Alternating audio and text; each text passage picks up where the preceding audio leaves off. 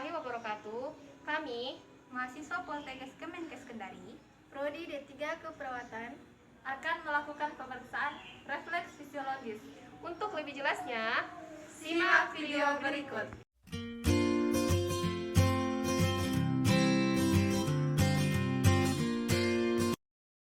Nah, jadi kelompok kami akan membahas mengenai pengujian refleks fisiologis. Namun sebelum kita berbicara tentang bagaimana cara melakukan pengujiannya, saya ingin menjelaskan sedikit tentang apa sih yang dimaksud dengan pemeriksaan refleks fisiologis dan bagaimana proses terjadinya refleks fisiologis. Jadi, pemeriksaan refleks fisiologis merupakan suatu prosedur diagnostik yang rutin dilakukan untuk menilai atau mengevaluasi fungsi sensori motor pada tubuh. Pemeriksaan ini tergabung pada pemeriksaan neurologi lengkap. Pemeriksaan yang dilakukan untuk menemukan lesi pada laur motor neuron atau LMN seperti Cauda-Equina syndrome atau Guillain-Barré syndrome, maupun lesi pada upper motor neuron atau UMN seperti traumatic brain injury atau stroke.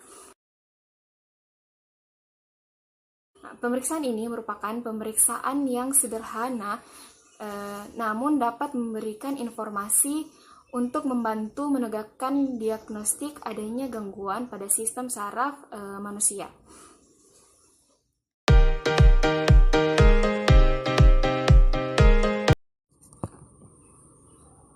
Nah, bagaimana proses terjadinya refleks fisiologis? Teman-teman bisa lihat di gambar.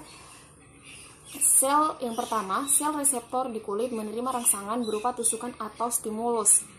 Kemudian, stimulus yang terdeteksi diterima oleh saraf sensorik sebagai sinyal listrik.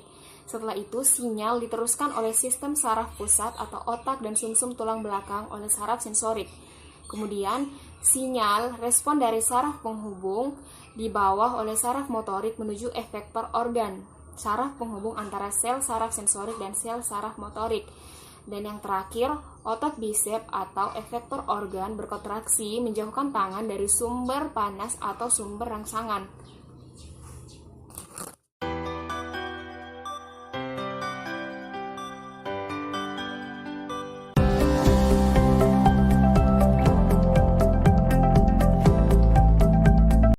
sebelum kita mengetahui bagaimana cara pemeriksaan refleks bisep, kita harus mengetahui apa itu refleks bisep. Refleks bisep adalah refleks dengan mengetuk tendon otot bisep. Biasanya ada kontraksi dari otot-otot bisep disertai dengan kedutan lengan bawah. Pada lesi traksi kortikopinalis, ada refleks yang berlebihan. Pada lesi aurkus refleks perifer atau kerusakan pada segmen traksi C5-C6 di sisi yang diuji, respon bertahan atau tidak ada. Berikut cara pemeriksaannya. Pertama, pemeriksaan refleks bisep. Pasien diminta agar ekstremitas atas yang akan diperiksa dalam keadaan rileks, lengan bawah dalam keadaan sedikit fleksi serta sedikit pronasi. Letakkan jari pemeriksa di atas tendon muskulobisep pada fase antekubiti. Ketuklah jari pemeriksa pada palu refleks, menilai adanya kontraksi otot bisep dan timbulnya gerakan fleksi dan supinasi dari lengan bawah.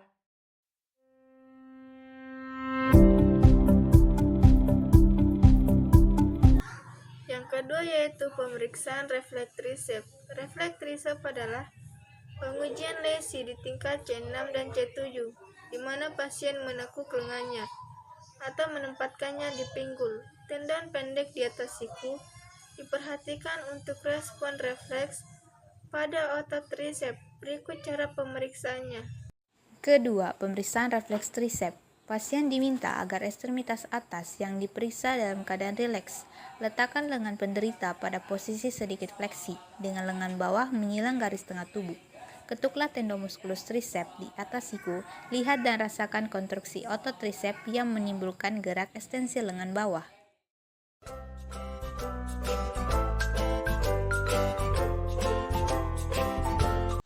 Selanjutnya, saya akan membahas mengenai refleks brachioradialis. Refleks brachioradialis adalah refleks tendon dalam yang melibatkan akar saraf C5 dan C6 melalui persarafannya oleh saraf radial. Berikut cara pemeriksaannya. Ketiga, pemeriksa refleks brachioradialis. Penderita diminta duduk dengan rileks. Lengan dalam keadaan relaksasi, boleh dalam posisi sedikit fleksi. Dengan palu refleks, ketuklah tendo brachioradialis pada tuborasitas radius kurang lebih 5 cm di atas pergelangan tangan.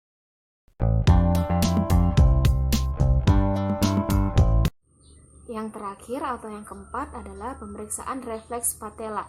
Refleks patella adalah refleks sistem saraf berupa refleks kontraksi otot di sekitar patella.